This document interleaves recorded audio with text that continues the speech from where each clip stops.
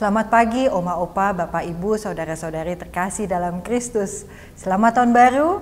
Senang sekali saya Tania kembali lagi di acara Oke Hari Ini, Orang Kudus Hari Ini. Pada pagi hari ini tanggal 2 Januari 2023 saya ditemani oleh tamu yang sangat istimewa sekali, Mbah Harto. Ya. Apa kabar Mbah? Baik-baik hari ini.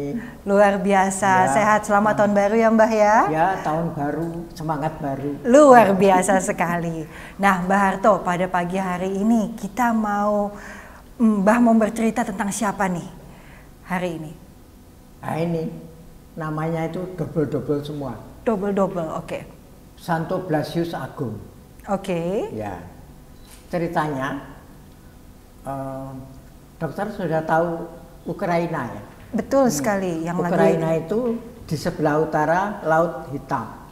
Nah, Pontus itu ada di selatan Laut Hitam. Nah, itu tempatnya Blasius Senior. Dia punya ini, kemudian dia punya anak. Anaknya namanya Blasius juga. Lalu dengan agama Karina juga.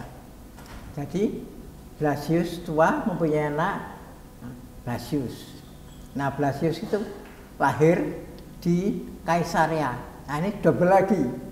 Jadi tadi Blasius ada dua, sekarang Kaisarea itu ada Kaisarea Kapadoksia dan Kaisarea Filipi atau Kaisarea Palestina. Double. Kemudian dia punya adik yang namanya Gregorius Nyssa. Nanti ketemu Gregorius Nazianza. Jadi semua double-double ini yang dokter jangan sampai bingung, yang sampai bingung. Nah, kita lanjutkan aja mulai dari Blasius yang muda tadi. Oleh Blasius tua, Blasius muda itu dididik secara Katolik yang bagus sekali, termasuk juga Makrina. Makrina itu juga mengajari dia. Dia punya punya anak juga. Jadi cucunya jadinya itu namanya juga Makrina lagi. Kayaknya mereka itu kurang nama itu loh ya. Ya, tapi ya tidak apa-apa. Memang mereka sukanya seperti itu. Dari Kapadoksia dia sekolah di Konstantinopel, tapi juga sekolah di Athena. Nah, di Athena itu dia bertemu dengan seorang bernama Gregorius yang lahir dari Nazianza. Gregorius lagi, dia mempunyai teman yang baik. Lalu mereka apa yang dipelajari? Bukan agama. Yang dipelajari retorika supaya menjadi orator pandai seperti Bung Karno itu mungkin kalau di Indonesia. Nah, kemudian dia terkenal sebagai seorang orator. Lalu pada suatu kali kakaknya namanya Makrina itu dia mengatakan, kamu itu pinter, tapi sebaiknya kamu jangan menjadi sombong seperti ini. Loh, saya sombong toh? Ya, memang kamu sekarang menjadi sombong karena kamu merasa bisa menjadi orator. Lalu sebaiknya kamu masuk biara. Masuk biara? Iya, masuk biara, coba saja. Kalau begitu saya akan melihat biara itu apa. Kemudian dia pergi ke Mesir. Dari Mesir pindah dari Palestina dia ke Mesopotamia. Kemudian kembali lagi ke Mesir. Dia lalu berpikir, mungkin dia menyampaikan pada Blasius tua itu, saya akan mendirikan biara di Pontus. Oh boleh itu, saya punya tanah di sana luas, pakai saja di sana untuk membuat biara. Kemudian dia mengajak adiknya yang bernama Gregorius Nyssa dan adiknya lagi namanya Petrus Sape. Kemudian ketiga orang itu mengadakan membuat biara di sana. Kemudian biara itu kan harus ada regula. Regula itu peraturan. Peraturannya diambil dari mana? Kemudian dia pelajari, ada itu dari Pachomius. Bagus sekali Pachomius. Itu, wah ini saya pakai ini aja. Peraturannya pakai ini. Ternyata itu diakui oleh banyak orang sehingga di barat, ini ceritanya di timur ya. Dari di Roma, di kerajaan Roma Timur. Di barat itu dikembangkan oleh Benedictus. Nah, dokter masih ingat namanya apa? Pesan pengikutnya namanya Benediktin ya, Benediktin. Nah, itu dia juga menggunakan seperti itu. Nah, habis itu kemudian apa yang harus dikerjakan? Dia mengajarkan agama Katolik, ternyata ketemu apa ini? Ketemu masalah. Nah, masalahnya apa? Masalahnya yaitu mereka itu sudah masuk ke dalam perangkap ajaran Arianisme.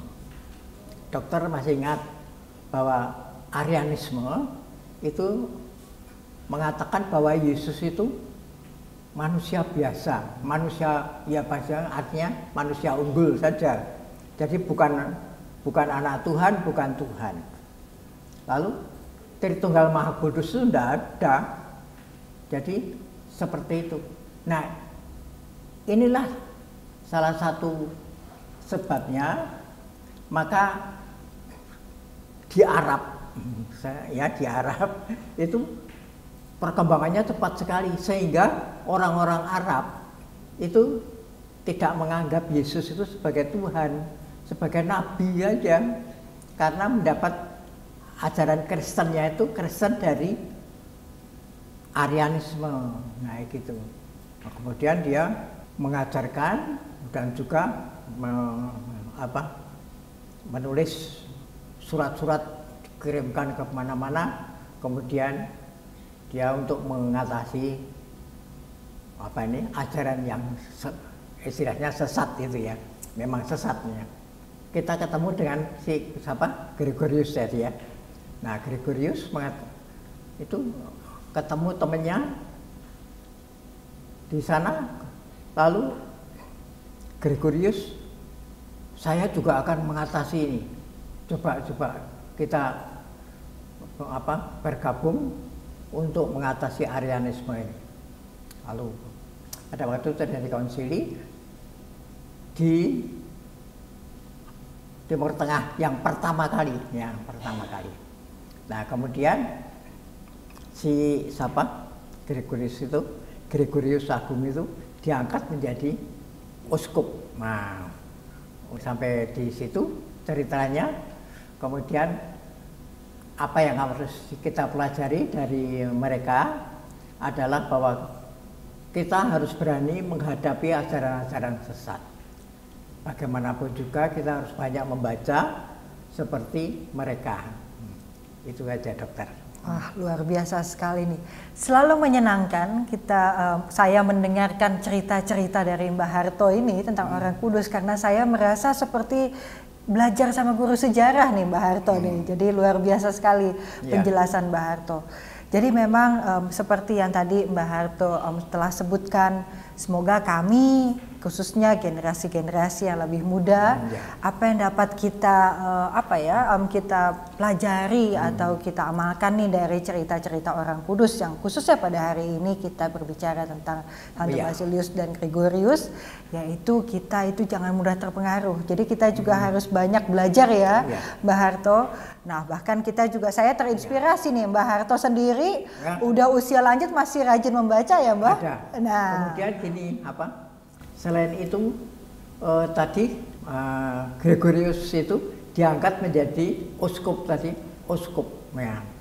Itu penting sekali karena uskupnya di Konstantinopel, lalu konsilinya juga di Konstantinopel, tadi belum saya sebut ya tempatnya itu.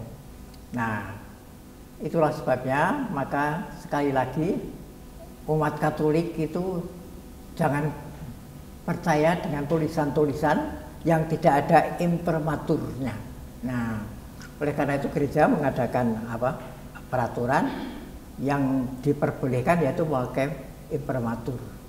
Mbah, mungkin ini banyak yang tadi Mbah menyebutkan imprimatur. Mungkin banyak nih pemirsa Oke Hari ini yang sebenarnya belum tahu imprimatur itu apa sih Mbah? Mungkin secara sederhana deh Mbah mungkin bisa menjelaskan gimana Mbah? Jadi kalau dokter menulis tentang agama Katolik, kalau saya uskup nanti disampaikan kepada Bapak Uskup, ini saya mempunyai karangan seperti ini, tolong diperiksa. Kemudian saya periksa, saya koreksi ini betul, dan kemudian saya memberikan imprimatur, memberi izin untuk diterbitkan. Nah, terus saya tulis tanda tangan nihil obstat, artinya tidak ada halangan. Saya tanda tangan, kemudian kembalikan seperti ini. Monsinyur Bria itu pernah menandatangani penerbitan Alkitab. Nah itu kemudian dijanji nanti uskup akan saya beri 100 buku. Ya 100 buku. Tidak usah janji-janji seperti ini, tugas saya sebagai uskup untuk menandatangani. Tapi sudah saya periksa, sudah semuanya bagus. Nah gitu, itu aja. Wah luar biasa, ini kita mendapatkan pengetahuan baru nih dari Mbah Harto nih ya. Oke, jadi yang mungkin saya bisa simpulkan sedikit nih Mbah. Jadi kalau tadi Mbah kan juga menyebutkan tempat yang sangat bersejarah ya. Nah ini mungkin kita juga bisa menyimpulkan bahwa kedua santo ini akhirnya menjadi santo ini memang berkarya di tempat yang sulit ya Mbah Harto ya. Jadi memang di masa-masa yang tidak mudah pada saat itu. Iya, tidak mudah. Ya sangat tidak mudah, tapi tentu dengan kekuatan iman. Jadi mereka berdua, Santo Basilius dan Gregorius dapat tetap menyebarkan Injil, tetap dapat melanjutkan karya penyelamatan Tuhan. Begitu bukan Mbah? Oke, baik. Terima kasih Mbah Harto atas penjelasannya pada pagi hari ini. Sangat menarik, kami mendapatkan banyak ilmu-ilmu baru. Jadi sebelum kita mengakhiri acara pada pagi hari ini, mari kita berdoa, mohon kedua orang kudus ini untuk mendoakan kita. Ya. Dalam nama Bapa dan Putra dan Roh Kudus, amin. Santo Basilius dan Gregorius, doakanlah kami. Kemuliaan kepada Bapa dan Putra dan Roh Kudus, seperti pada permulaan, sekarang, selalu, dan sepanjang segala abad. Amin. Dalam Bapa, Putra, dan Roh Kudus. Amin. Terima kasih sekali lagi Mbah Harto atas kehadirannya dan atas sharing yang sungguh menarik. Sebelum kita menutup acara ini, kita sama-sama mengucapkan selamat Natal dan Tahun Baru.